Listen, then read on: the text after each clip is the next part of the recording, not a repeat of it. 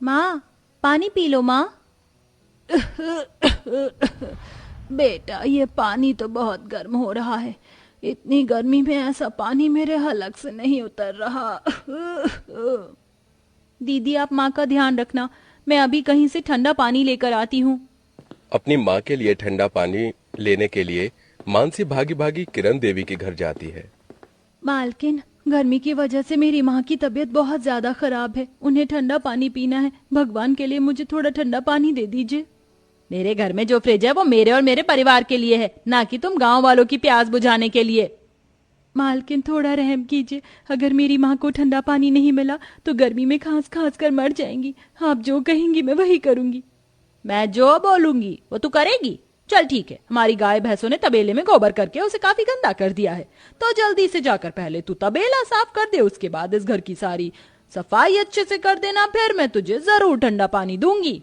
अपनी माँ की हालत को देखते हुए मानसी किरण के बताए गए सारे काम करती है। एक गिलास ठंडे पानी के लिए न जाने कितने गरीब और लाचार लोगों को ऐसे अमीर सेठ सेठानी के घर में उनके पैरों की धूल साफ करनी पड़ती होगी। मानसी जल्दी जल्दी सारा काम करती है और किरण से एक गिलास ठंडा पानी लेकर अपने घर पहुंचती है, इसी आस में कि उसकी माँ इतनी गर्मी में ठंडा पानी पीने के बाद ठीक हो जाएगी।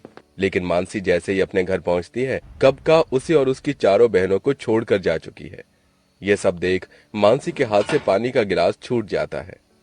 माँ, माँ, तुम हमें ऐसे छोड़कर नहीं जा सकती। माँ, उठो माँ। मानसी, संभालो खुद को। माँ हमें छोड़कर चली गई है। वो गर्मी और प्यास को बर्दाश्त ना कर सकी। पांचों बहनें अपनी माँ के अगल बगल बैठकर बहुत रोती हैं। गांव वालों की मदद से पांचों बहनें अपनी माँ का अंतिम संस्कार तो कर देती हैं। दिन गुजरने के साथ साथ पांचों बहनों ने अपने आप को तो संभाल लिया था, लेकिन बढ़ती गर्मी अब पांचों बहनों पर अपना कहर बरसा रही थी। रीना, महक, क्या हुआ तुम दोनों को? अचानक तुम दोनों की तबीयत कैसे खराब हो गई? दीदी, जैसे माँ में छोड़कर चली गई, वैसे रीना बैग भी चली जाएंगी। नहीं मेघा, ऐसे नहीं बोलते। हम अपनी माँ को तो खो चुके हैं, लेकिन अपनी बहनों को नहीं खो सकते। दीदी, दिन पर दिन गर्मी बढ़ती जा रही है। गर्मी की वजह से रीना बहन की तबीयत खराब हुई है। हमारे घर में तो एक पंखा भी नहीं है, ऊपर से इस टूटी हुई छत से जब देखो लू और धूप की किरणें घर के अंदर आती रहती हैं। कभी कभी तो ऐसा लगता है कि हम लोग ईंट पत्थर के घर में नहीं बल्कि भट्टी में रह रहे हैं। अगर इस कदर गर्मी बढ़ती रही तो हम लोगों का क्या होगा?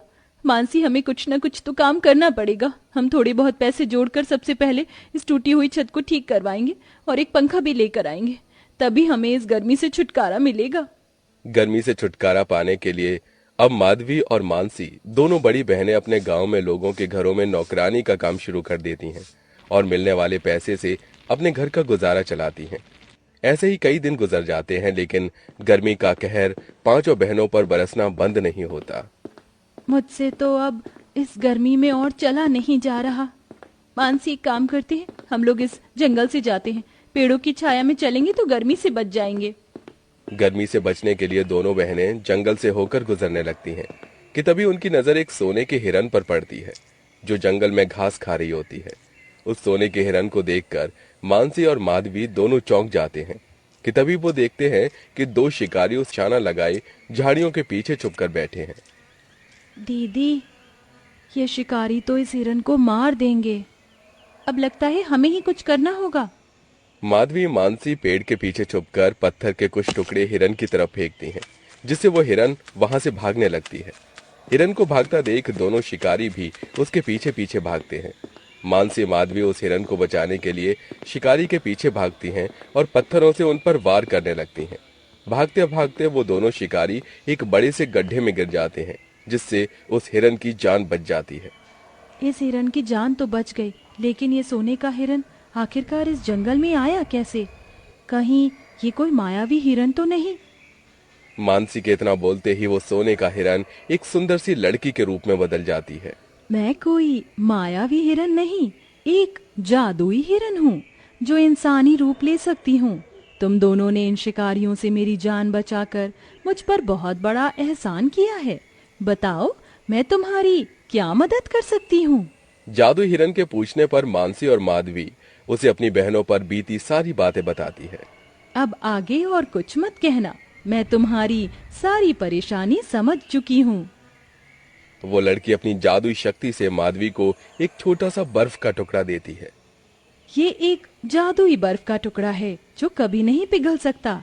इस बर्फ के टुकड़े को तुम हाथ में रखकर जब भी कुछ मांगोगी वो तुम्हें मिल जाएगा। इतना कहकर वो जादुई हिरन के रूप में लड़की गायब हो जाती है, जिसके बाद माधवी और मानसी घर आ जाते हैं। दीदी आप आ गई। मुझे और महक को गर्मी से दाने हो गए। देखो ना पूरा शरीर जल रहा है। रीना, महक, ए जादुई बर्फ के टुकड़े, हमें इस गर्मी से छुटकारा दिलवाओ और हमारे पूरे घर को ठंडक से भर दो। माधवी के इतना कहते ही उस बर्फ के टुकड़े के अंदर से एक सुनहरी रोशनी निकलती है और देखते ही देखते पांचों अनाथ बहनों का वो टूटा फूटा छोटा सा घर एक बड़े से बर्फ के घर में बदल जाता है। हमारा घर तो बर्फ के घर में बदल गया। अब तो यहाँ बिल्कुल भी गर्मी नहीं है। कितनी ठंडक लग रही है हमें हमारे घर में। ऐसे लग रहा है कि मैं बर्फ की पहाड़ियों पर आ गई हूँ जहाँ पर ढेर सारी बर्फ है। अपनी बहनों के चेहरे पर खुशी देख मानसी और माधवी भी बहुत ज्यादा खुश होते हैं। दीदी मुझे बहुत भूख लगी है। हाँ दीदी मुझे भी बहुत भूख लगी है, कुछ खाने के लिए दो ना। गर्मी से तो हमें छुटकारा मिल गया, लेकिन इस भूख का क्या करेंगे। अपनी बहनों को भूख से तड़पता देख मानसी उस बर्फ के टुकड़े को हाथ में लेती है और कहती है, ए जादुई बर्फ के टुकड़े, मेरी मदद करो और मेरी बहनों का पेट भरो। उस बर्फ के टुकड़े में से फिर से एक सुनहरी रोशनी निकलती है और साथ ही साथ पकवानों से भरी उन सब के सामने प्लेट आ जाती है, जिससे पांचों बहनें पेट भरकर खाना खाती हैं। दीदी अगर खाने के साथ साथ आइसक्रीम भी होती तो और मजा आ जाता। मानसी फिर से एक बार और उस बर्फ के टुकड़े को हाथ में लेती है और मन ही मन आइसक्रीम के बारे में सोचती है और देखते ही देखते सबके सामने ढेर सारी आइसक्रीम आ जाती है, जिससे वो पांचों बहनें खुशी खुशी खाती हैं। अब उन पांचों बहनों को जब भी किसी चीज की जरूरत पड़ती तो जादुई बर्फ के टुकड़े से मांग लिया करती, चाहे वो खाने की चीज हो। गुजर जाते हैं। दीदी, हमने जादुई बर्फ के टुकड़े से अपने लिए बर्फ का घर बना लिया, अपनी जरूरत को पूरा कर लिया, लेकिन अब हमें अपना कुछ काम शुरू करना होगा। मैं भी यही सोच रही थी, क्यों ना हम लोग एक बर्फ का ढाबा खोले। उसमें बर्फ का टेबल कुर्सी सब कुछ उसमें बर्फ के बने होंगे। गांव में कई ऐसे गरीब लोग हैं जिनके घर में पीने के लिए एक गिलास ठंडा पानी भी नहीं है। हम उन्हें यहाँ ठंडी ठंडी चीजें खिलाएंगे। यहाँ उन्हें थोड़ी देर के लिए तो गर्मी से छुटकारा मिलेगा। मानसी को माधवी का आइडिया काफी ज्यादा पसंद आता है, जिसके बाद माधवी अपनी बहनों के साथ अपने घर के आंगन में जाती है और हाथ में बर्फ का टुकड़ा लेकर कहती है, ए जादुई बर्फ के टुकड़े, हमारी मदद करो और इस आंगन को एक बड़े से बर्फ के ढाबे में बदल दो। माधवी के इतना कहते ही उनके आंगन में एक बर्फ का ढाबा आ जाता है, जिसमें सारी चीज बर्फ की बनी होती है। ये सब देख वो बहुत खुश होती है। जहां अब दोनों बड़ी बहन उस बर्फ के ढाबे के अंदर खाने की तैयारी करती हैं, वहीं तीनों छोटी बहनें गांव के सभी लोगों को जाकर अपने बर्फ के ढाबे पर और घर के बारे में बताती हैं। क्या बर्फ का ढाबा और घर? हाँ दादी, बर्फ का ढाबा और घर, आप जरूर आना। वहाँ पर हम आपको ठंडी ठंडी आइसक्रीम भी खिलाएंगे। अब सभी लोग उन 5 बहनों के बर्फ के घर और ढाबे को देखने के लिए आते हैं। सभी लोग बर्फ के ढाबे और घर को देखकर हैरान हो जाते हैं। पांचों बहनें गांव के सभी बुजुर्ग, बेसहारा और गरीब लोगों को अपने बर्फ के ढाबे के अंदर बुलाती हैं। आहा, कितना अच्छा लग रहा है। ऐसा लग रहा है शरीर की सारी गर्माहट दूर हो गई। तुम्हारा बहुत बहुत इतना ठंडा महसूस और सुकून मिला है। अब जब भी गांव में कोई भी इंसान गर्मी से जूझ रहा होता तो वो उन 5 बहनों के बर्फ के घर और बर्फ के ढाबे में आ जाता, जहां वो 5 बहनें उन गरीब लोगों की सेवा करती, उनको खाने के लिए ठंडी ठंडी चीजें देती। ऐसे ही समय गुजरता है और अब वो 5 बहनें बड़ी हो जाती हैं और आज सबसे बड़ी बहन माधवी और मानसी की शादी होती है। मेघा, महक, रीना, अब ये जादुई बर्फ का टुकड़ा हम लोग तुम्हें दे रहे हैं। जिस तरह हम आज तक इससे गरीबों की मदद करते आए हैं, वैसे ही तुम्हें भी करनी होगी। दीदी आप लोग फिक्र मत करना, हम हमेशा आपकी तरह ही लोगों की मदद करेंगे। तुम तीनों अपना ख्याल रखना, हमें तुम्हारी बहुत याद आएगी। तीनों बहनें अपनी दोनों बड़ी बहनों को विदा करती हैं और जादुई टुकड़े की मदद से हर किसी इंसान को गर्मी में ठंडा पानी देकर, खाने पीने की चीज देकर हर तरह से उनकी मदद करती हैं। कहानी पसंद आए तो लाइक, शेयर और सब्सक्राइब जरूर करें।